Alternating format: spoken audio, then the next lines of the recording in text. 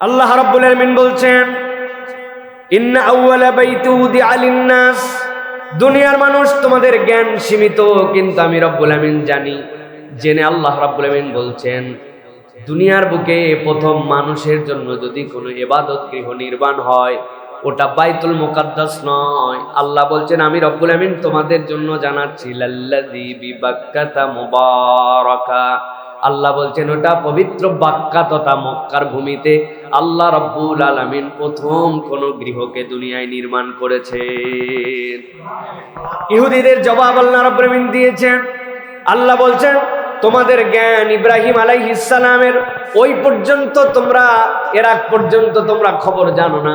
কিন্তু আল্লাহ রাব্বুল আলামিন বলছেন, এই ঘরকে কেবলমাত্র আমি নির্মাণই করি নাই, আমি দুনিয়ার মানুষের জন্য সিলেক্ট করেছি তিনটা দিক দিয়ে মুবারাকা।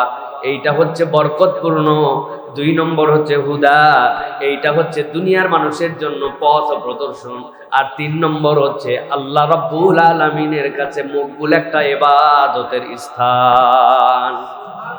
আল্লাহ কোরআনুল কারীমের মধ্যে এই জন্য বলছেন, ইন্না আউওয়ালা বাইতি উদিআ লিন-নাস লাল্লাযী বিবাক্কাতা মুবারাকান ওয়া হুদাল লিল আলামিন।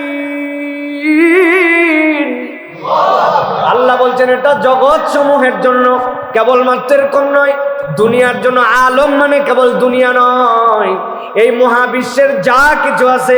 আল্লাহ রাব্বুল আলামিন বলতেছেন, মহাবিশ্বের সূর্যের তুলনায় পৃথিবী অনেক ছোট, আবার সূর্য অনেক স্টারের তুলনায় একদম নগণ্য। কিন্তু আল্লাহ বলছেন পুরা, আল্লাহ রাব্বুল আলামিন বলছেন, কেন এটার মধ্যে আমি রব্বুল আলামিন এত মর্যাদাশীল করলাম, কিভাবে এটার মধ্যে আমি তোমাদের জন্য মুবারাকা ঢোকায় দিলাম। আল্লাহ বলছেন, ফিহি আয়াতুম বাইনাতুম মাকামু ইব্রাহিম।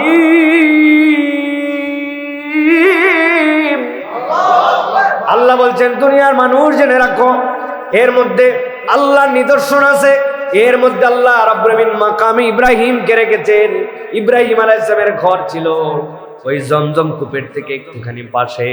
আল্লাহ রাব্বুল আলামিন বলছেন, এটা যেরকম নিদর্শন হিসাবে রেখেছেন, পরবর্তীতে আল্লাহ রাব্বুল আলামিন এই ঘর নির্মাণ করার দায়িত্ব দিয়েছিলেন ইব্রাহিম আলাইহিস সালামকে। ইব্রাহিম আলাইহিস সালাম ছিলেন প্রধান সৈনিক, আর তার সাথে সহযোগিতা করেছেন তার সন্তান ইসমাঈল আলাইহিস সালাম।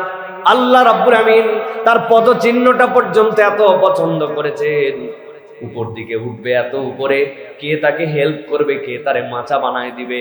আল্লাহ বলছেন, মাচা বানানোর দরকার নাই, এমন পাথর আপনাকে দিলাম, ইব্রাহিম আপনাকে বলতেও হবে না, আপনার যে পর্যন্ত যে আপনার কাজ করার সুবিধা হবে, আল্লাহ পাথরকে অটোমেটিক ওই পর্যন্ত জাগায় দিবে। ছোট্ট ছোট্ট 2টা পায়ের চিহ্ন দিয়া আল্লাহ রাব্বুল আলামিন সেটা পর্যন্ত সংরক্ষণ করেছেন।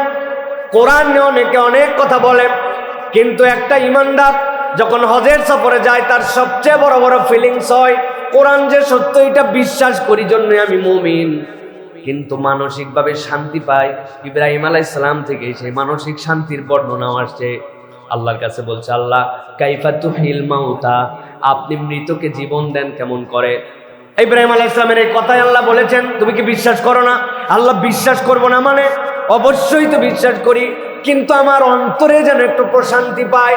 আল্লাহ বললেন, পাহাড়গুলা থেকে পাখিগুলাকে ধরে নিয়ে আসো, নিয়ে আসার পরে এরপরে জবে করো, সবগুলা মিস করে এরপরে বিভিন্ন পাহাড়ে ছড়ায় দাও, যেখানে দাঁড়ায় ছিল ওখানে দাঁড়ায় ডাক দাও। আল্লাহ বললেন, তোমার নিজে হাতে জবেকৃত, নিজে হাতে ওশমিশ করা গোস্ত ছড়ায় দেওয়ার পরে আল্লাহর নির্দেশে ডাক দাও, মাত্র পাখিগুলা যেরকম তোমার কাছে উড়ে উড়ে চলে আসছে। এইটার দ্বারা তুমি দেখতে পাবা তোমার অন্তর যে তাতমাইন হতে চায়, আল্লাহ সেটা দেখায় দেবেন।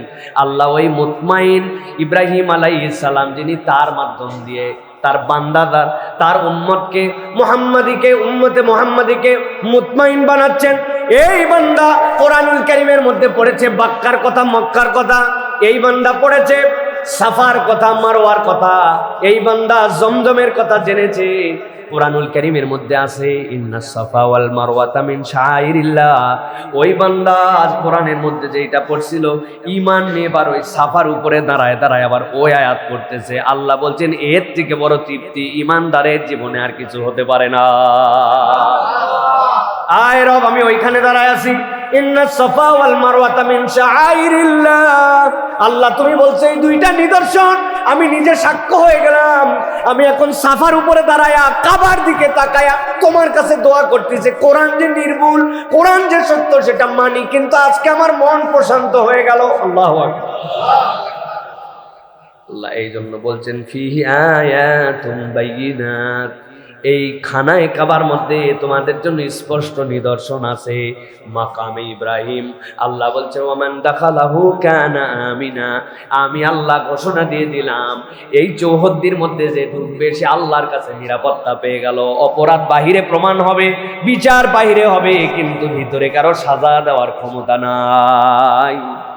তোমার প্রয়োজনহীন যদি একটা গাছের পাতাও ছেড়ো, এটাও তোমার জন্য অপরাধ। তোমার এই গাছের পাতারও নিরাপত্তার মধ্যে আল্লাহ দিয়েছেন, তুমি একটাও এরকম কিছু করতে পারবা না। মক্কাতে যাবেন, খানায়ে কাবায় ঢুকবেন, দেখবেন ফ্যানগুলা ঘরে আস্তে আস্তে, যদিও এসি চলে, ছোট্ট ছোট্ট ঘর বাউই বলি যে আমরা, চড়ুই পাখি, পাখিগুলা কবুতরগুলার উপরে উপরে বাসা বানাইছে। 5,500 লোক প্রত্যেক দিন খানায়ে কাবা পরিষ্কার করে, ক্ষমতা নাই পাখির বাড়ি ভাঙ্গে জ্বরে বিদায় করে দিবে। ওই পাখিটা পর্যন্ত খানায়ে কাবার ভিতরে নিরাপদ। সুবহানাল্লাহ। বিড়ালগুলা ভিতরে ঢুকছে, মনে করছে খুব ডিস্টার্ব করে বোধহয়, উপায় নাই তারে ওখান থেকে বের করে দেওয়ার জন্য 1000 বার পরিষ্কার করে 1000 বার মুছে, কিন্তু মেরে ফেলবে, ক্ষমতা নাই। আল্লাহ বলছেন ওমান দাখালাহু কানা আমিনা, আমি আল্লাহ কিয়ামত পর্যন্ত মানুষের জন্য এমন নিদর্শন বানালাম, এর ভিতরে যে ঢুকবে সে নিরাপদ। সুবহানাল্লাহ। সালাফরা এটার অনেক ধরনের ব্যাখ্যা করেছেন। আল্লাহ রাব্বুল আলামিন এই নিরাপত্তা কেবল দুনিয়ার জন্যই দিবেন না, নিরাপত্তার আরেকটা লেয়ার আছে। দুনিয়ায় আপনার যত পয়সা থাক, যত আপনার ক্ষমতা থাক, যত পাওয়ার থাক, আপনার যদি একটা ভিসা না থাকে আপনি খানায়ে কাবায় যেতে পারবেন না। ওই ভিসার নাম আপনার পাসপোর্টের জন্য ঈমান লাগবে, আশহাদু আল্লা ইলাহা ইল্লাল্লাহ লাগবে, লাগবে কিনা? যত টাকা থাক যাওয়ার কোনো ক্ষমতা নাই। আল্লাহ বলছেন এইটা তোমার জন্য এমন একটা সার্টিফিকেট, এমন একটা ভিসা যেইটা থাকলে তুমি ওর ভিতরে ঢুকতে পারো। তার মানে আল্লাহ বুঝাচ্ছেন দুনিয়ার বুকে এমন নিরাপত্তার জায়গায় তুমি যেই ভিসার কারণে ঢুকতে পারো, ওই বান্দা স্থায়ীভাবে নিজের জীবনে এটা ধরে রাখতে পারলে আল্লাহ জাহান্নাম থেকেও তাকে নিরাপদ করে দিবে। আল্লাহ রাব্বুল আমিন এই জন্য বলছেন ওয়ালিল্লাহি আলান নাসি হিজ্জুল বাইতি মান ইসতাতা ইলাইহি সাবিলা ওয়ান কাফারা ফাইন্নাল্লাহা গানিয়্যুন আনিল আলামিন।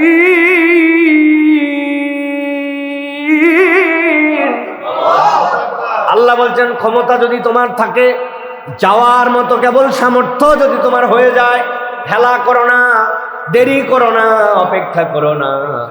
আল্লাহ বলছেন আল্লাহর ঘরের মধ্যে হজ করার জন্য চলে দাও। যাওয়ার সামর্থ্য যদি থাকে, আসারটা আল্লাহ বলেন নাই, যাওয়ার ক্যাপাসিটি দেখলে চলে যাও। আল্লাহ বলছেন এটা আল্লাহর পক্ষ থেকে তোমাদের জন্য বড় বেশি অফার। মনে করো না হজ করে তুমি আল্লাহর বিরাট কিছু করে ফেলতেছ, এই বোধ যদি তোমার থাকে তুমি বোকার স্বর্গের মধ্যে বাস করতেছ। আল্লাহ নিজের পরিচয় দিচ্ছেন ওয়ামান কাফারা ফাইন্নাল্লাহা গানিয়্যুন আনিল আলামিন।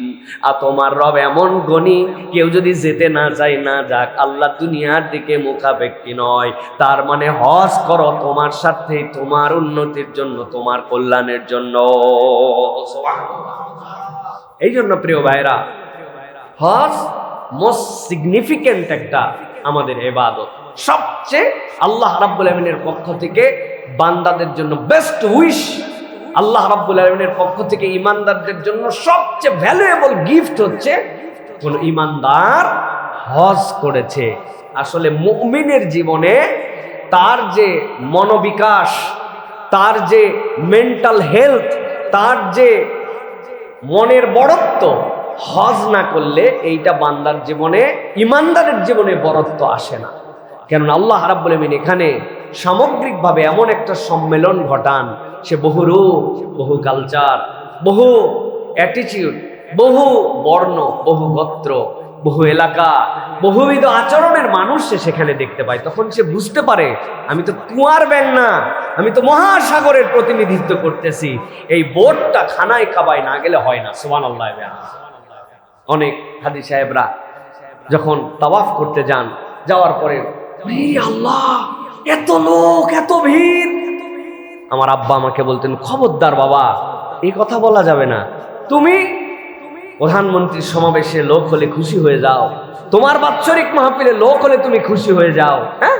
তোমার নেতার সমাবেশে লোক দেখলে তুমি বলো, ওরে বাবা রে বাবা, আমার সমাবেশে, আমার দলের সমাবেশে, আমার পার্টির, আমার মাহফিলে এত লোক, এখানে তুমি খুশি হও। আর এখানে আল্লাহর দলের লোক দেখে তোমার ভয় করে কেন? তুমি বরং বলো সুবহানাল্লাহ, আল্লাহর দলে এত লোক, আমিও শামিল হয়ে গেলাম, দেখবা তোমার সব কাজ সহজ হয়ে যাবে। সুবহানাল্লাহ। অতএব প্রিয় ভাইয়েরা, এই বোধ, এই ভালোবাসা, এই ফিলিংস হজে না গেলে জাগ্রত হয় না। আমরা আসলে হজের মাধ্যমে কি অর্জন করি? আমি কি নোট হিসাবে বলবো, 6টা জিনিস আমরা হজের মাধ্যমে অর্জন করি। হজের মাধ্যমে ব্যক্তির মানসিকতার প্রশস্ততা লাভ হয়, যেটা অন্য কোনো মাধ্যমে এই প্রশস্ততা আসে না। 2 নম্বর, বৃহৎ মানব গোষ্ঠীর সকল জাতি, ধর্ম, বর্ণের মানুষজনের সাথে এক জায়গাতে মিলন হয়, যেটা হজ ছাড়া আর কোনো সমাবেশে হয় না। 3 নম্বরে, বর্ণগত, ভাষাগত, দেশগত, জাতিগত হিংসা, বিদ্বেষ, রেষারেষি মানুষ ভুলে যায়, ভুলে যে আমি যে ইমানদার, আমার ইমানের ভ্রাতৃত্ব যে কত গুরুত্বপূর্ণ, এটা হজের সমাবেশ ছাড়া মানুষ অনুভব করতে পারে না। 4 নম্বরে, মুসলিম জাতির মাঝে পরস্পর আমরা যে বিভিন্ন অঞ্চলগত পার্থক্যের কারণে আমরা যে আসলে দূরে নয়, বরং আমরা সকলে এক, এই ফিলিংসটা হজের সফরে হয়। এরপরে যেটি হয় সেটা হচ্ছে জাতিগত হিংসা আমাদের মধ্যে, জাতীয়তাবাদ আমাদের মধ্যে, এইগুলো আমাদেরকে বিভিন্ন গোষ্ঠী প্রীতিতে নিয়ে আসছে, এখান থেকে বান্দা বেরোতে পারে। সর্বশেষ, আমার রব যে কত মহান, এই রবের মহানত্ব নিজের চোখ দিয়ে এই জায়গাতে দেখা যায়। সুবহানাল্লাহ। অতএব প্রিয় ভাইয়েরা, এটা হচ্ছে আমাদের জন্য হজের অন্যতম আল্লাহ রাব্বুল আমিনের পক্ষ থেকে দেওয়া নিদর্শনের একটা।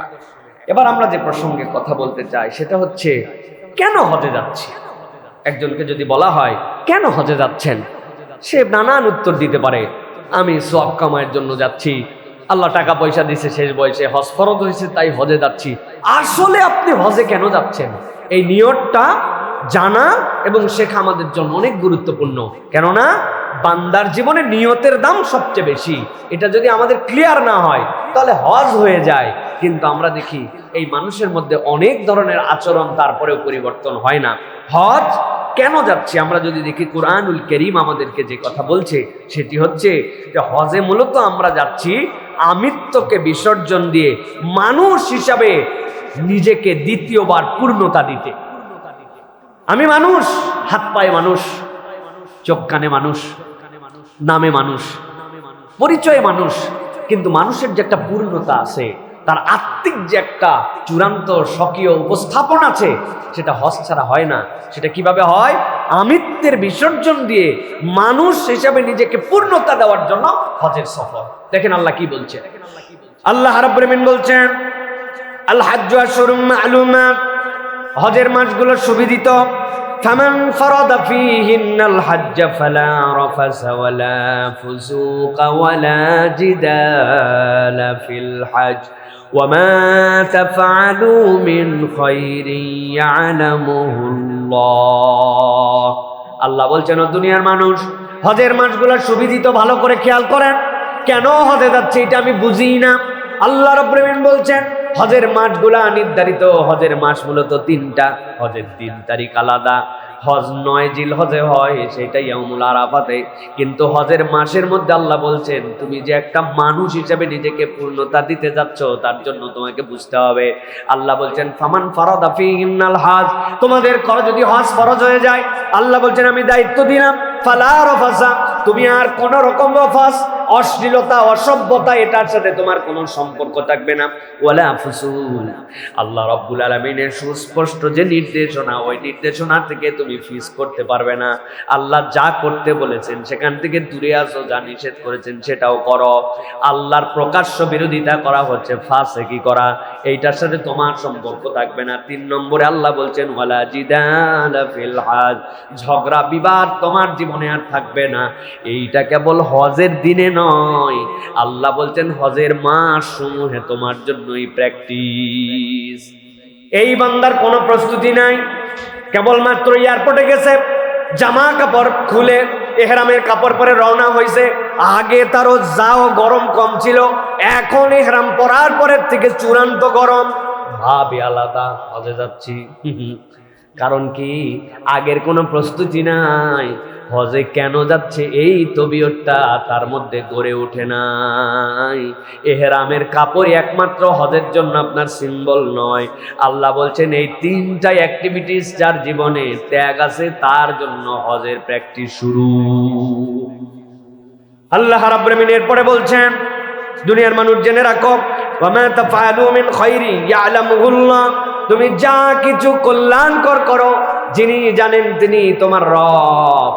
আল্লাহ বলছেন এবার আসো ব্যাগ গুছাও, ব্যাগ গুছাও, তাজাওয়াদু, ব্যাগ গুছাও।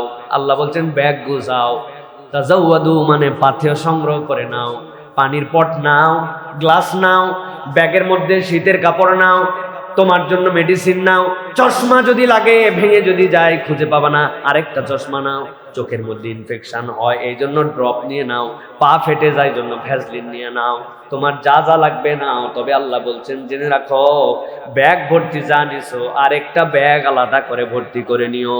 আল্লাহ বলতেছেন ফা ইন্না খায়রাজ যাদিত তাকওয়া, তোমার উত্তম পাথেয় হচ্ছে আল্লাহ ভীতি। যেই হজের মধ্যে সব আছে ব্যাগ সুটকেস ভর্তি, কিন্তু আল্লাহর ভীতিতে তোমার জীবনে রফাস মুক্ত হয় নাই, ফুসুক মুক্ত হয় নাই, জিদাল মুক্ত হয় নাই। আল্লাহ বলছেন এই বাহ্যিক ব্যাগ ভর্তি হজ তোমাকে কিছু প্রশান্তি দিতে পারে কিন্তু তোমার আত্মার পরিবর্তন দিবে না। আল্লাহ রাব্বুল আলামিন বলছেন ওয়াত্তাকুনি ইয়া উলিল আলবাব, আল্লাহ বলছেন ও জ্ঞানওয়ালারা আল্লাহকে ভয় করে চলো। তোমার পাথেয় তুমি যাই নাও না কেন, যদি আল্লাহকে ভয় করার পাথেয় তোমার জীবনে না থাকে এই হজের কোনো মানে নাই। এরকম আপনি অনেক হাজি দেখতে পাবেন হজ করার পরে আরো বেশি বেয়াদব আছে না নাই? হজ করে ব্যাংক ডাকাতি করছে আছে না নাই? হজ করে দেশের টাকা বিদেশে পাচার করছে আছে না নাই? আল্লাহর সাহেব নির্দেশ দিয়ে মানুষকে গুলি করে মেরে ফেলছে, চোখ কানা করে ফেলছে আছে না নাই? তাহাজ্জুদ গুজার বান্দি কি আকাম করছে এটা নতুন করে বলার দরকার না, আছে না ভাই? আল্লাহ এই জন্য বলছেন আমার কথা নয়, আমার কথা হলে তো আপনি অন্যরকম মনে করবেন। আল্লাহ রাব্বুল আলামিন এই জন্য বলছেন ওয়াত্তাকুনি ইয়া উলিল আলবাব, তুমি যদি জ্ঞানওয়ালা হও তাহলে তোমার খোদা ভীতির পাথেয়টা সবার আগে নাও। এই জন্য হজে যে যাবে তার হিসাব করতে হবে যে আমি কি আল্লাহকে ভয় করে সব কাজ করতেছি নাকি আমার অন্য কোনো উদ্দেশ্য আছে।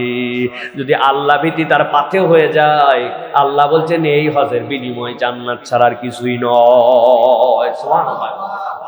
তাহলে মূলত হজ আমার কেন? আমার জীবন থেকে আমি রফাস দূর করবো, অশ্লীলতা, অসভ্যতা, বেহায়াপনা, নির্লজ্জতা এগুলো আমার জীবনে থাকবে না। এটা আমার জীবন থেকে ত্যাগ করতে হবে। আমাদের কাছে অনেক কিছু এখন স্বাভাবিক হয়ে গেছে, তাই না? লজ্জাই লাগে না, লজ্জা লাগে আর? আচ্ছা বলেন তো, আপনি আপনার মেয়ে অ্যাডাল্ট হয়ে গেছে, তার যে পোশাকে আপনি দেখতে পারবেন না আপনার কাছে লজ্জা লাগবে, নিজেরই তো মেয়ে কিন্তু তারপরে সে বড় হয়ে গেছে, তার একটা শালীন পোশাক আছে। আল্লাহ রাব্বুল আলামিন মেয়েলি শারীরিক গঠনের কারণে ছেলের থেকে তাকে ব্যতিক্রম করেছেন জন্য আপনি আপনার সন্তানকে এটা দেখতে পারবেন না। এরকম আছে না ভাই? বাপ যদি আদর্শ হয় তার তো একটু রুচি হবে। এটা ওই লোকে টিভিতে ওরকম কিছু দেখতেছে তার একটুকু ফিলিংস হয় না, আছে না? টুপি মাথায় দিয়া লম্বা দাড়ি নিয়া দেখতেছে, আছে না? নির্লজ্জের মতো। তার মানে কি আল্লাহ রাব্বুল আলামিন বলছেন তুমি রফাস বোঝো নাই এখনো, তোমার জীবনে তুমি বাহায়াপনাটা তুমি এখনো বোঝো নাই, তোমার দিলের ওই জায়গাটা মরে গেছে। হজ তোমাকে এটা জাগ্রত করার জন্য নিচ্ছে। ফাসেকের ফাসেক 2 নম্বর মাল বিক্রি করে, মানুষকে ধোকা দেয়, ওজনে কম দেয়। হ্যাঁ, 1 নম্বর মাল না 2 নম্বর জেনে পরে এটা বিক্রি করে। কত ধরনের 2 নম্বরই আছে এই দেশে। হ্যাঁ, তোরা কাজ কর তাড়াতাড়ি, আমি নামাজ পড়ে আসতেছি। রাস্তা দেওয়া লাগবে 6 ইঞ্চি, দিছে 4 ইঞ্চি। দেওয়া লাগবে যে জায়গায় খোয়া, হ্যাঁ ওই জায়গায় দিছে 2 নম্বর জিনিস। যেই জায়গায় দেওয়া লাগবে বিটুমিন ওই জায়গায় দিছে কেরোসিন। যেখানে দেওয়া লাগবে রড ওখানে দিছে কঞ্চি, কাবারি, আন্দাজি বাঁশ বলেন আপনার, আছে না নাই? এগুলো আমাদের সমাজের লোক। তার মানে সে ফিস্ক বোঝে নাই। ফিস্ক মানে কি, ফাসেক মানে কি? আল্লাহ যা নিষেধ করেছেন সে আল্লাহর বিরোধিতা সরাসরি করে এবং এটাকে কোনো কিছু মনে করে না। ভাই কি হয়েছে, এটা কোনো ব্যাপার হলো নাকি, এরকম একটা ফিলিংস। হ্যাঁ, এই ফিলিংসের থেকে আল্লাহ বলছেন তোমার মন ঘুরানোর জন্য তোমাকে হজে নিয়ে যাচ্ছি, তুমি আর এরকম থাকবে না, তুমি যেটা আল্লাহর যেটা বিরোধিতা ওইটা তোমার মধ্যে থাকবে না। হাজী সাহেব হজে নেড়াও করে, দাড়িও শেভ করে। হ্যাঁ, দুইটাই উপর থেকে নিচ পর্যন্ত সব চাইছে সমান করে ফেলছে। আমার নিজের চোখে দেখা ভাই, একবার দুইবার হলে তো ভিন্ন কথা ছিল। 4 থেকে 5,000 লোকের সাথে হজ করছে আমি এখন পর্যন্ত। কি সোজা কথা নাকি প্রিয় ভাইয়েরা? এগুলো দেখে শুনে বলতেছি ভাই। উনাকে অনুরোধ করছি, এবার প্রথম হজ তো আগামীতে ইনশাআল্লাহ। আরে প্রথম হজে আপনি কি বুঝাচ্ছেন? কই এই অভ্যাস করতেছি ইনশাআল্লাহ, হজের কয়দিন তো ছিল দাড়ি, এখন আবার ইনশাআল্লাহ সামনে রাখবো। বুঝানোই যায় না প্রিয় ভাইরা, আছে না? কেন? উনি হজের নিয়তের সময় বোঝে নাই যে আল্লাহ রাব্বুল আমিন আগেই তাকে বলেছেন ফালা রাফাসা ওয়ালা ফুসুকা, বাবা তুমি হজে আসতেছো, এই কাজ করা যাবে না, এটা করলে হজ থাকে না, এটা ঠিক করে তুমি আসো। তোমার ওয়াইফ পর্দা করে না। হ্যাঁ, তুমি কেমন হাজী সাহেব? হাজী সাহেব পরিচয় করা দিচ্ছে, হুজুর আমার মেয়ের জন্য দোয়া করবেন। তাকায় এত মাথায় খারাপ, নিচের দিকে ছাড়া তাকানো যায় না যে এই হাজী সাহেবের এই গেটআপ আর ওনার মেয়ের এই গেটআপ, কি সাংঘাতিক গেটআপ তার। একটা মুসলিম নারী এরকম পোশাক পরতে পারে না, উনি দোয়া চাচ্ছে হুজুরের কাছে ওনার মেয়ের জন্য। এরকম প্রচুর দেখা যায়, এয়ারপোর্টে দেখা যায়। প্রিয় ভাইয়েরা, আল্লাহ তাদেরকে হেদায়েত দেন। কিন্তু কেন হচ্ছে না? উনি বুঝেন নাই যে হজ তাকে ফিস্ক মুক্ত করার জন্য নিচ্ছে। উনি মনে করছে হজে যাচ্ছি আমি, মোটামুটি আল্লাহ টাকা পয়সা দিছে, করে আসি একবার, সবাই যায় আমিও গেলাম একবার, হ্যাঁ না গেলে কেমন দেখা যায়, এই জন্য যাচ্ছে উনি। উনি বুঝে নাই ওয়ালা জিদালা ফিল হজ, হজের পরে আপনার জীবনে কোনো সাংঘর্ষিকতা থাকবে না, ঝগড়া বিবাদ এগুলো তো সবসময় নিষিদ্ধ। কিন্তু হজের পরে আপনি পিউরিফাইড মানুষ, এইটা তার মন মানসিকতার নেই। এই জন্য হজের মধ্যে যেও ঝগড়া করে। হজের মধ্যে যে ঝগড়া হয় এটা নর্মাল জায়গায় এত ঝগড়া হয় না, সেটা সামনে বলবো ইনশাআল্লাহ। তাহলে প্রিয় ভাইয়েরা, হজে যাচ্ছি মূলত আমরা পিওর মানুষ হতে, 3টা স্বভাব পরিবর্তন করার জন্য। কয়টা? রফাস, ফিস্ক, জিদাল, এই 3টা থেকে মুক্ত হওয়ার জন্য, আল্লাহর কাছে নিবেদন দেওয়ার জন্য আমি হজে যাচ্ছি। এটা হচ্ছে হজে যাওয়ার উদ্দেশ্য। এবার চলেন হজের সফরে আমরা তালবিয়া পড়ি। হজের তালবিয়া আসলে কি? তালবিয়াতে আমরা কি বলি? প্রত্যেক রাষ্ট্রের একটা ন্যাশনাল অ্যানথেম আছে, জাতীয় সঙ্গীত আছে। প্রত্যেক দল পর্যন্ত এখন তাদের দলের ব্র্যান্ডিং করার সময় তাদের একটা সঙ্গীত উপস্থাপন করে। মাদ্রাসাগুলো পর্যন্ত তাদের একটা গজল রাখে, যে ওই মাদ্রাসার নাম দিয়ে তাদের এটা, তাদের গজল এটা আছে না নাই? আল্লাহ রাব্বুল আমিন বলছেন তোমার হজ, এই হজেরও একটা সঙ্গীত আছে, হজেরও একটা আল্লাহর কাছে স্লোগান আছে। ওই স্লোগানটার নাম হচ্ছে তালবিয়া। ওই স্লোগানের নাম কি? তালবিয়া। বান্দা যদি বুঝে ফেলতো যে সে তার তালবিয়াতে কি বলে, তাহলে হজ বোঝা তার কাছে পান্তা ভাত হয়ে যেত। কিন্তু বান্দা এই তালবিয়াটাও তোতা পাখির মতো বলে, নিজেও বলে না। উনার মুআল্লিম বলে লাব্বাইক আল্লাহুম্মা লাব্বাইক, উনি পিছে পিছে বলে, উনি নিজেও জানে না এটা বলে না। উনার যখন বলার প্রয়োজন পড়ে তখন মুআল্লিমকে বলে হুজুর একটু পড়েন না তালবিয়া, আমি পড়ি। মানে আপনি হাজিরা দিচ্ছেন আরেকজনের মাধ্যম দিয়া, আপনার রোল 42, আপনি দোস্তকে বলে গেছেন আমি গেলাম, তুই কিন্তু হাজিরার সময় লাব্বাইক দিস। আমাদের টেন্ডেন্সিটা এই টাইপের হয়ে গেছে প্রিয়। অথচ তালবিয়া আমাদেরকে কি শিখায় দেখেন, আল্লাহ রাব্বুল কি বলছেন। আপনি যখন বলেন লাব্বাইক আল্লাহুম্মা লাব্বাইক, লাব্বাইক লা শারীকা লাক লাব্বাইক, ইন্নাল হামদা ওয়ান নি'মাতা লাকা ওয়াল মুলক লা শারীকা লাক। বান্দা যখন তালবিয়ার মধ্যে প্রবেশ করে, আল্লাহ রাব্বুল আমিনের কাছে এর থেকে বড় নিবেদন বান্দার জীবনে আর কিছু নাই। সে আল্লাহর কাছে বলতে চাইলাম লাব্বাইক আল্লাহুম্মা লাব্বাইক, এই রব আমি আপনার কাছে হাজির। আই রব্বুল আমিন কেবল হাজির নয়, লাব্বাইক লা শারীকা লাক লাব্বাইক, আমার মন ভরে নাই আল্লাহ, আপনাকে আরেকবার আমি বললাম এমন রবের কাছে আমি হাজির যার কোনো শরীক নাই। রব্বুল আমিন শরীক তো নাই, মোটা দাগে বলে ফেলছি, কিন্তু শরীক যে নাই তার 3টা জিনিস আপনাকে আলাদা করে বলে দেই। ইন্নাল হামদা, আয় রব্বুল আমিন দুনিয়াতে অনেকের প্রশংসা করেছি, নানান কারণে তেলবাজি করেছি, নানান কারণে তাদেরকে কৃতজ্ঞতা আদায় করেছি, করতেও হয়। কিন্তু আল্লাহ আজকে আপনার কাছে জানাচ্ছি যত কৃতজ্ঞতা হয় কৃতজ্ঞতার গোড়াটা আপনার কাছ থেকে, আপনার উপরে কৃতজ্ঞতা পাওয়ার কোনো হকদার নাই। ইন্নাল হামদা ওয়ান নি'মাতা রব্বুল আলামিন, অনেক নিয়ামতের কৃতজ্ঞতা অনেকের কাছে আদায় করেছি, কিন্তু আমার জীবনের সব নিয়ামতগুলাই আপনার পক্ষ থেকে আসছে। আজকে এইগুলার মধ্যে আর কাউকে ভাগ দিব না আল্লাহ। আপনি হচ্ছেন সকল নিয়ামতের উৎস। লাকা ওয়াল মুলক, এই রব্বুল আলামিন, ক্ষমতা, পাওয়ার, দুনিয়ার বুকে দাপট, অনেকের অনেক কিছুতে আমি প্রভাবিত হয়েছিলাম। মনে করেছিলাম এর পিছে ছুটলে, তার পেছনে গেলে আমি কিছু ক্ষমতা পাবো, আমার পজিশন বাড়বে। আল্লাহ, আমি বুঝি নাই, কিন্তু আজকে আপনার কাছে কাফনের কাপড়ের ড্রেসে আপনার কাছে হাজির হয়ে বলতেছি লাকা ওয়াল মুলক, আপনি ছাড়া আর কোনো মুলুকের মালিক কেউ নাই আল্লাহর কাছে। এরপরে বলছে আল্লাহ, এত যে বললাম তাও আমার মন ভরে নাই। আবার আপনার কাছে বলতেছি লা শারীকা লাক, এই তিনটা বিষয় যেটা বললাম এইগুলার মধ্যে কোনো শরীকানা নাই। বান্দা যখন এই তালবিয়া বুঝে বুঝে বলে, তার জীবন থেকে শিরিক চলে যায়, রুবুবিয়াতের শিরিক চলে যায়, উলুহিয়াতের শিরিক চলে যায়, বান্দা তখন বিশুদ্ধ হয়ে যায়।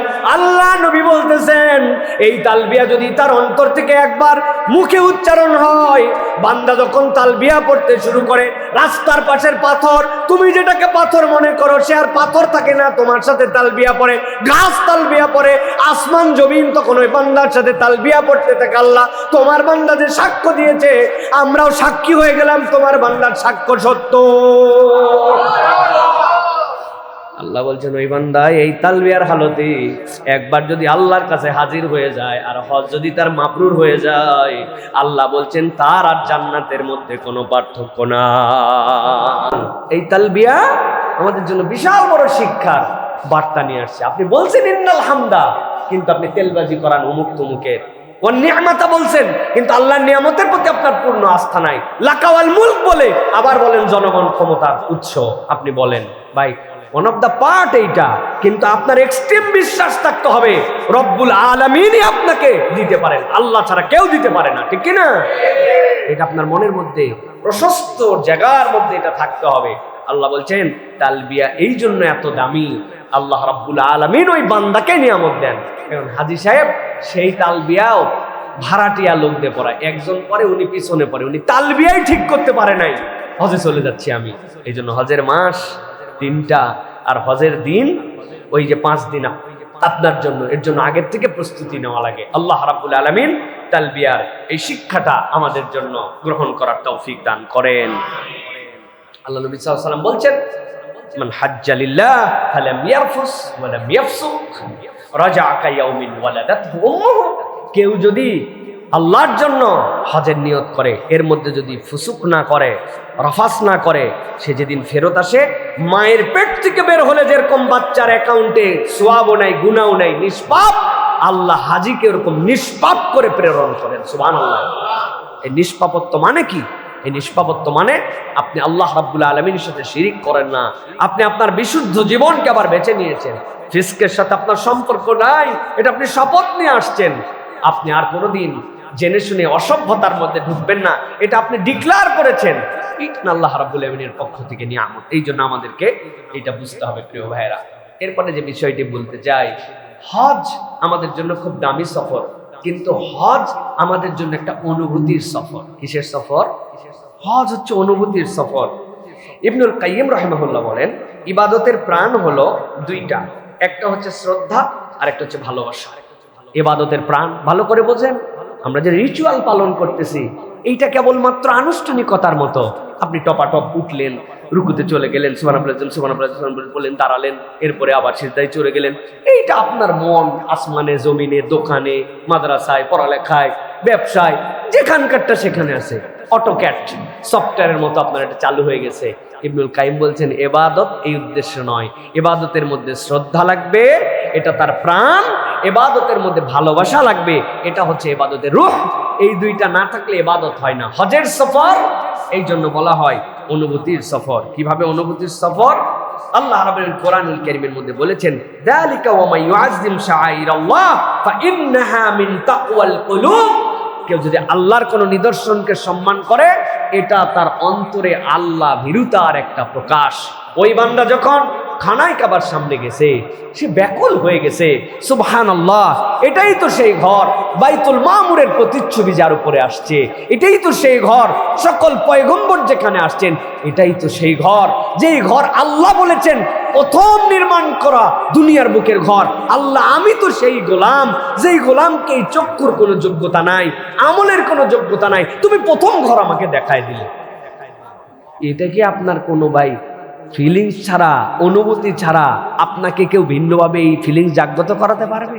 আপনি যখন দেখতেছেন এই তো সেই জমজম, হযরতে হাজেরা দৌড়াচ্ছেন সাফা থেকে মারওয়া, মরিচিকা বুঝতেছেন চকচক করে, সন্তান দাপাচ্ছে পানির জন্য। মারওয়ায় গেছেন, যাওয়ার পরে আবার উনি জানেন একটু আগেই তো এই রাস্তায় আসছি, আবার ঘুরে আসছেন সাফায়, দেখছেন না পানি নাই, আবার গেছেন। আর যখন মধ্যের জায়গাটুকু, যেই জায়গা থেকে খানায় কাবাটা স্পষ্ট দেখা যায়, ওই জায়গাটুকু যখন পার হচ্ছে, হাজি তখন বলে, আমার মা এখানে দৌড়াইছে তার সন্তানের পানির জন্য। আমি আল্লাহর কাছে বলি, রব্বিগফির ওয়ারহাম ওয়া আনতা আ'আজ্জুল আকরাম। আমিও দৌড়াই, আল্লাহ আল্লাহ, আমার তো এখন ওখানে পানির জন্য যাচ্ছি না, কিন্তু রব্বিগফির ওয়ারহাম, আল্লাহ তুমি আমারে ক্ষমা করে দাও, তুমি আমার প্রতি রহম করো। ওয়া আনতা আ'আজ্জুল আকরাম, আপনার থেকে সম্মানিত মর্যাদাবান আর কেউ নাই, আল্লাহ আমি তো এই জন্য দৌড়াই। মা দৌড়াইয়া 7 বারে যখন আসছেন, আসার পরে এবার আর মারওয়ায় যায় না, সাফা থেকেই তাকায় দেখে সন্তান যেখানে ছিল ওই জায়গায় দেখে এখন চকচক করে। দৌড়ায় আসছেন, এসে দেখে যেই জায়গায় ইসমাইল পা দিয়ে থাবা দিচ্ছিল, আল্লাহ ওই জায়গার থেকে গলগলায় পানি বের করে দিছে। পানি যখন বের হয়েছে, উনি ওনার মশগুলা মরাইছে, কাপড় চোপড় ভিজাইছে, জান ভরে বাচ্চারে খাওয়াইছে, গোসল করাইছে, নিজে খাইছে। পানিটাও থামে না, পানি তো বের হয় আর বের হয়। হযরত রাসূলুল্লাহ সাল্লাল্লাহু আলাইহি ওয়াসাল্লাম বলছেন, তোমাদের মা তখন কি করলো জানো? তোমাদের মা তখন বলল, জম জম, থাম থাম, ওরে পানি তুই যদি চলে যাস এরপরে আমার বাচ্চার জন্য কি হবে? আস্তে চারিদিক দিয়ে বালু টেনে টেনে তিনি তো চারিদিক দিয়ে বেড়া দিয়ে দিল। বলছেন তিনি যদি এই বেড়াটা না দিত তাহলে এইটা হয়ে যেত কিয়ামত পর্যন্ত প্রশ্ববনী নহর। আর ওই বেড়া দেওয়ার জন্য হয়েছে কূপ, ফুরাবে না কোনোটাই, কিন্তু বেড়া দেওয়ার জন্য কূপ হয়েছে। আল্লাহ ওই রহমতের নিদর্শন, রব আমার মতো গোলাম রে ওই জায়গায় আনছো। কই হাজেরা আলাইহিস সালাম দৌড়াইছিলেন, আমারে দৌড়াইছো। আল্লাহ তুমি আমারে মাফ না করে আমার জীবনে রহমত না নিলে আমি আর রহমত কোথায় পাবো? আল্লাহ তুমি আমার ওই জায়গায় হাজির করছো। এটা ফিলিংসের সফর। খালি আপনি দৌড়াইলেন, জিজ্ঞাসা করছে কি করো, কই সাফা মারওয়ার মধ্যে দৌড়াদৌড়ি মারতেছে। ওটা কি দৌড়াদৌড়ি মারা? এটা এটা আপনার ফিলিংস মারা। এইটা আপনি ওই পাহাড়ের উপর দাঁড়াইছেন, যেখানে দাঁড়ায়া নবীজি আপনাকে দোয়া করতে শেখা গেছেন। আমার নবী নাই, তার সাহাবীরা নাই। আল্লাহ আমি তো আমার ইচ্ছায় এই সময় আসি নাই, আমি যদি নবীর সময় আসতাম, আমি তো নবীর সাথে সাহাবী হয়ে আমি হয়তো নবীর সাথে হজ করতে আসতাম। আল্লাহ তা আমি আমার ইচ্ছায় আসি নাই, কিন্তু আমার নবী এখানে দাঁড়াইছে, দাঁড়াই খানায় কাবার দিকে ফিরছে, ফিরে দোয়া করছে, ইন্না সাফা ওয়াল মারওয়াতা মিন শাইরিল্লাহ। আল্লাহ এই সাফা মারওয়া হচ্ছে তোমার নিদর্শন। আল্লাহ ওমান হাজ্জাল বাইত আও ইতামারা ফালা জুনাহা আলাইহি ইয়াতাওয়াফা বিহিমা। আল্লাহ কিয়ামত পর্যন্ত কেউ হজ করবে, উমরা করবে, আল্লাহ এর মধ্যে দৌড়াদৌড়ি করার মধ্যে অকল্যাণ নাই, বরকত আছে। আল্লাহ আমি নবীর সাথে আসি নাই, নবীর সময় আসি নাই, কিন্তু আমি এই জায়গায় দাঁড়াই খানায় ঘর থেকে মুখ ফিরে তুমি তোমার নিদর্শনের সামনে দাঁড়াই করেছি। ইন্না সাফা বলছো, ওই সাফার উপরে আমি এখন দাঁড়াইছি। আল্লাহ আমি কোরআনের আয়াতের নিদর্শনের উপর দাঁড়ায় আমি সাক্ষ্য দিচ্ছি। এটা যদি আপনার হৃদয় থেকে না আসে, এই হুদা খালি দৌড়াইছেন, এই ফিল তো আপনার হবে না। আল্লাহ এই জন্য বলছেন হজের সফর প্রতিটা মুহূর্তে তোমার জন্য হচ্ছে আল্লাহ রাব্বুল আলামিনের কাছে তোমার অনুভূতির সফর। তুমি চিন্তা করবে ওই সময় থেকে এই সময় পর্যন্ত বাস্তবতাও চিন্তা করো। আহা আমার নবী যখন দৌড়াইছেন, পাথর গরম ছিল, মরিচিকাময় আবহাওয়া ছিল, কিসের এসি কিসের কিছু ছিল না। এখন জমজম পর্যন্ত কুলিং খায়, উপর দিয়ে হাওয়া দেওয়া। আমার নবী কি কষ্ট করছে, আহারে একটু রান্না কতজন ভাগ করে খাইছে, আর আমার জন্য কত ব্যবস্থা আল্লাহ তুমি করছো। আল্লাহ এর জন্য তোমার কৃতজ্ঞতা। আল্লাহ তাই বলে এই আরাম দিয়ে তুমি যেন নবীর সময়ের প্রাপ্তির থেকে আমাকে বঞ্চিত করো না। আয় রব কি দোয়া করব, আমি তো দোয়াই জানি না।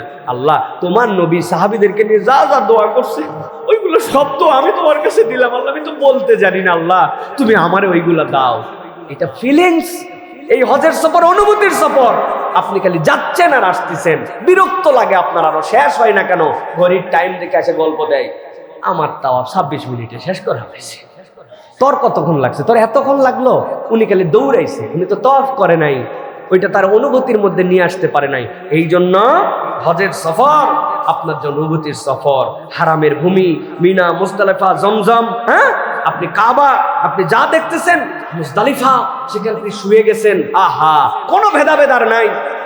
মিনার তাবুতে একটুখানি ছিল, আরাফাতের তাবুতে একটুখানি ছিল, আলাদা ছিল, হোটেলে একটু আলাদা ছিল, কিন্তু আমি হজ শেষ করার পর যখন আমি মুজদালিফায় শুয়ে গেছি, কোনো তাবু নাই। দুনিয়ার সব মিলিয়নিয়ার থেকে গরিব, ধনী থেকে গরিব, সাদা থেকে কালো, ইউরোপ থেকে বাংলাদেশ, আফ্রিকা থেকে শিক্ষিত থেকে অশিক্ষিত, হাফেজ মাওলানা, আলেম মুফতি, সবার থেকে অশিক্ষিত, সব ওই পাথরের মধ্যে শুয়ে গেছে। আল্লাহ, আমরা সবাই এক হয়ে গেছি। আল্লাহ, এই তাসবিহের জন্যই তো দুনিয়াতে তোমার আমাকে সৃষ্টি করেছো আল্লাহ। অতএব আমাকে ইচ্ছায় অনিচ্ছায় যেহেতু এই জায়গায় শোয়াই ফেলছো আল্লাহ, তাহলে আমার জীবনটা তোমার কাছে যেভাবে উপস্থাপিত হলে, তোমার কাছে যেভাবে গেলে এরকম একদম কমল হয়ে তোমার কাছে উপস্থাপিত হতে পারি, সেই জিন্দেগিটা আমাকে দান করো। এটা যদি আপনার না থাকে, তাহলে মনে হবে আয় রে, কখন ফজর হবে আর কখন এই বালুর মধ্যে থেকে উঠে আবার হোটেলে যাই, একটু গোসল টোসল করে ফ্রেশ হবো। আর পারি না ভাই, ভালো লাগে না ভাই, শেষটা ভাই, মুজদালিফার সময় শেষ হয় না। পুরাটা রাত বসে বসে পার করে দিলাম। আপনি বসে বসে পার করলেন না অনুভূতিতে পার করলেন? এটা আপনার ফিলিংসের জায়গায়। এই জন্য হজ অনুভূতির সফর। আপনার যদি অনুভূতি জাগ্রত না হয়, আপনি হজে মজা পাবেন না। আল্লাহ আমাদেরকে এই অনুভবগুলো জাগ্রত করে একটা হজ করার তৌফিক দান করেন। প্রিয় ভাইরা, এবার যে প্রসঙ্গে বলতে চাই সেটা হচ্ছে যে আমরা যারা হজে যাই, যারা হজের সফরে থাকেন, আমরা অনেককেই দেখি হজের সফরে হাজী সাহেবরা অনেক রেগে যায়। আমি অনেক সময় বলি হজের সফর রাগের সফর। কিভাবে? ওরে বাবারে বাবা, হাজী সাহেব বাসে ওঠার থেকে মেজাজ খারাপ, টাকা সমান দিলাম, আমার সিট পিছনে হলো কেন? হ্যাঁ, বোতলের লিড খুলতে পারতেছে না, এত টাইট হয় নাকি? খোলার পরে গলা বরাবর পানি ছিল, একটু ধরতে লাগে, চাপ লাগে, হেরামের কাপড় পরছে, আরো চেতে গেছে। কি রে, এই লোকেই যে খেপা ধরছে, হজ ক্যাম্পে যাই আরো খেপা, প্লেনে উঠে আরো খেপা, প্লেনের বাথরুম থেকে বের হয় আরো খেপা। হ্যাঁ, বাথরুমের ভিতরে বদনা নাই, আহাম্মুক কোথাকার। হ্যাঁ, উনি খেপার কারণেও খেপে, না কারণেও খেপে, খালি রাগ আর রাগ, রাগ হোম হয়ে আছে। মুআল্লিমের উপরে খেপা, সবার উপরে খেপা। দোষ অনেকের আছে, মুআল্লিম, কোম্পানি ওয়াদা করছে, ওয়াদা খেলাপ করছে, অনেক কিছু, কিন্তু এই হাজী কখনো বিবেচনা করে না যে হাতি এত রাগে কেন। আমি আমার ক্ষুদ্র অভিজ্ঞতা আপনাদের কাছে বলতে চাই, হাজী রাগার কারণ আছে। আমি নিজেও দেখছি, আমার নিজেরও রাগ হয়ে যায় অনেক সময়। ব্যাপারটা কি? ব্যাপারটা খুব সহজ ভাই। সহজ হচ্ছে, হজের সফরে হাজীকে শয়তান অনেকভাবে গায়েল করার জন্য চেষ্টা করে। 50 বছর গুনাহ খাতা করছে, 60 বছরের অপরাধ। আল্লাহ বলছে আসবে, আসার পরে তার মায়ের পেটের থেকে বের হওয়ার মতো ভূমিষ্ঠ হয়ে যাবে। এই শয়তান 60 বছরের প্রজেক্টরে জাহান্নাম পর্যন্ত আনছে। শয়তানের মাথা ঠিক আছে? আর মাথা ঠিক নাই তো এখন, যে এতদিনের প্রজেক্ট আমার লস হয়ে যাচ্ছে। এক লোক বাজারে গেছে, আমি অনেক সময় উদাহরণের জন্য বলি, ওই লোকে যাওয়ার পর পকেটে একজন দেখছে, সব দেখা যায় পকেটে 50 টাকা, বোঝা যাচ্ছে 50 টাকার পার্টি, আরেকজন বান্ডিল আছে। তো চোর চিন্তা করবে ধরা খাইলে মার খাইলে দুটাইতেই মার হবে, তো চালাক চোর যদি হয় তাহলে ছোটখাটো প্রজেক্টে নাই, উনি বড় প্রজেক্ট, ঠিক না? এখন বড় প্রজেক্টে চুরি করার সময় প্রয়োজনে পেটের মধ্যে ড্যাগার মারিয়ে দিবে, প্রয়োজনে বন্দুক মারিয়ে দিবে, যেমনি চুরি করা লাগবে আমার প্রস্তুতি আমার আছে। এই শয়তান চিন্তা করছে, আরে নামাজ রোজা হেন তেন কত কিছুতে গাফেল বানালাম, এখন এই বান্দা আল্লাহর কাছে আরাফাতে যাবে, এই ফিলিংসের সফর করবে, আল্লাহ তারে মাফ করে দিব। ঠিক আছে মাথায়। শয়তান তখন ওরে যদি প্ররোচনা দেয়, এই মক্কায় আসছিস, নামাজ বাদ দে, এত নামাজের কি দরকার আছে, 1 ওয়াক্ত নামাজ পড়লে 1 লক্ষ রাকাতের সওয়াব, তুই বাদ দে। ওই লোক আরো আগে উঠবে, যে রে বাবা ফজরে মনে উঠতে পারবো না, আজকে ঘুমাবোই না বাবা, ফজর করে ঘুমাবো। আরো অ্যাক্টিভ। বাথরুমের মধ্যে ঢুকছে, ঢুকে দেখে একজন কোমরের বেল্ট খুলে ঝুলায় গোসল করছে, এই চেনটানি থেকে ডলারও আছে, রিয়ালও আছে। চিন্তা করছে আল্লাহ দেয়, আলহামদুলিল্লাহ আমি হজের সফরে আসছি জন্য আল্লাহ ব্যবস্থা করছে টাকা, তাই ভাববে। ও আরো হাতে করে নিয়ে এসে চিন্তা, এই কোন আহাম্মুক লোক এটা রেখে গেছেন এই জায়গায় টাকা পয়সা, এরকম করে রাখে নাকি? ও আরো বুঝাই দেওয়ার আগ পর্যন্ত তার মনে শান্তি নাই, কথা ঠিক কিনা? আবার বলবে গুনে দেখেন ভাই, না না না না, গুনে দেখা সুন্নত, আপনি গুনে দেখেন, বলবে কিনা? হ্যাঁ, তার মানে হ্যাঁ টাকা দিয়ে ধোকা দিতে পারে না, তারে নামাজ দিয়ে ধোকা দিতে পারে না, মিথ্যা দিয়ে ধোকা দিতে পারে না। শয়তান তখন কোন খেলা খেলে? রাগায় দাও, পরে খালি রাগায়। রাগের অনেক কারণ আছে, জলীয় বাষ্প, আমাদের এখানে তুলনায় ওখানে অন্যরকম এনভায়রনমেন্ট, আমার এখান থেকে ওইখানকার পরিবেশ, এক একজনের খাদ্যাভ্যাস এক এক রকম, নানান কারণ দেখায়া শয়তান এখন এর উস্কায় রাখছে, কালি রাখবে আর গালাগালি করবে, এরে গালাবে তরে গালাবে, এরে কথা বলবে তারে কথা বলবে। হজ যাওয়ার পরেই মক্কা শরীফে ঢুকে জিজ্ঞাসা করবে, আপনার হজ কেমন হলো? ভালো। ভালো হজ মানে কেমনে? কাছে বাড়ি, ভালো খাওয়া। আপনার হজ আরে হজ আহা অনেক দূরে বাড়ি, খাওয়ার ভালো না। ও বাবা, ভালো হজ আর খারাপ হজের সংজ্ঞা এটা কে নির্ধারণ করছে? শয়তান নির্ধারণ করছে।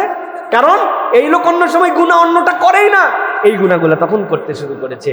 অতএব শয়তানের ফাঁদ চিনে চিনে আপনাকে যেতে হবে। হজের সফর যেন রাগের সফর না হয়। এটার দ্বারা আবার যারা ট্রাভেল চালারা আছেন, আপনারা উল্টা পাল্টা প্রতিশ্রুতি দিয়া, মিথ্যা কথা বলে তারে নিয়া আপনি আবার ওয়াজ করবেন, রাগ করতে হয় না। আপনাদের জন্য কিন্তু আরো সাংঘাতিক ব্যাপার আছে। আপনি আল্লাহর মেহমানের সাথে 2 নম্বরই করতেছেন, আপনি আল্লাহর কাছে চিটিংবাজ হিসাবে উঠে যাবেন। অর্থাৎ চেক এন্ড ব্যালেন্স করে চলতে হবে প্রিয় ভাইরা। তারপরেও আমার হজ, আমি যেহেতু গেছি, আমাকে সর্বোচ্চ সংযম প্রদর্শনের জন্য চেষ্টা করতে হবে। আল্লাহ বলছেন, মান হাজ্জালিল্লাহ ফালাম ইয়ারফুস ওয়ালাম ইয়াফসুক রাজা কায়াউমিন ওয়ালাদাত উম্মুহু।